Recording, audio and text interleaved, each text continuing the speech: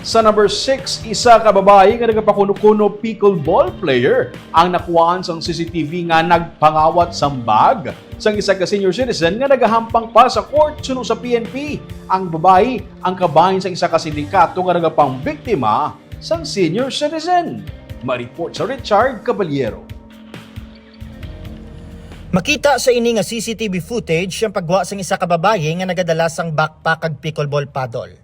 Sa unang nga tulok, masiling nga isa ka pickleball player ang babaye. Apang natukiban sa pagpangusisa sa pulis nga isa gali ining babae kakawatan nga nagapang target sa mga senior citizen. Suno kay Ferdinand Paul, ang bag kag pickleball paddle nga bitbit sang babaye ang ginapanag-iyahan sa iya amay nga senior citizen nga nagaintra sa First Negros Open Pickleball Club Tournament nga ginapatigayon sa isa ka court sa Barangay Takuling sa Bacolod City sang Domingo nga adlaw. Taga-Panay sila kag nangayaw sa Bacolod para sa ammo nga tournament. After sang game 2 niya sa tournament, mailis na siya tanay bayo. Tapos di niya na-realize nga wala na bag niya. So gintawag niya ako. So dali-dali, kuman kadto sa iya. Then sang na-realize namon, nagkadto ko sa mga event organizers.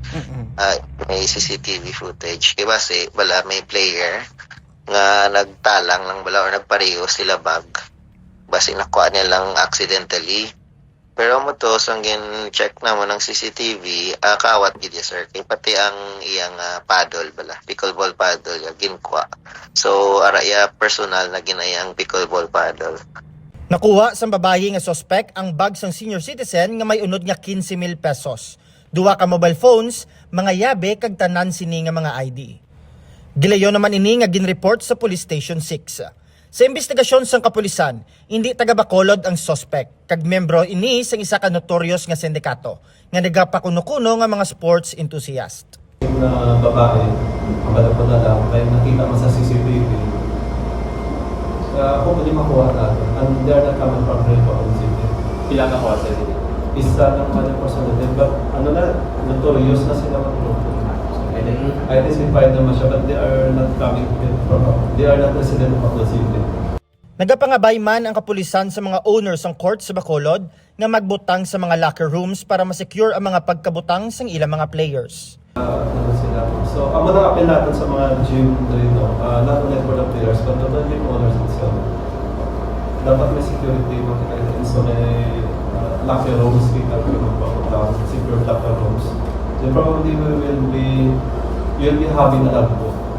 So that ang parang kasunod sa inyong gym, that is type of situation. So that we have an identity. Padayon ang pagpangusisa kag pagpahanumdom sang PNP sa tanan nga court owners nga magpatuman sa hugot nga seguridad. Richard Caballero para sa Digicast Negros.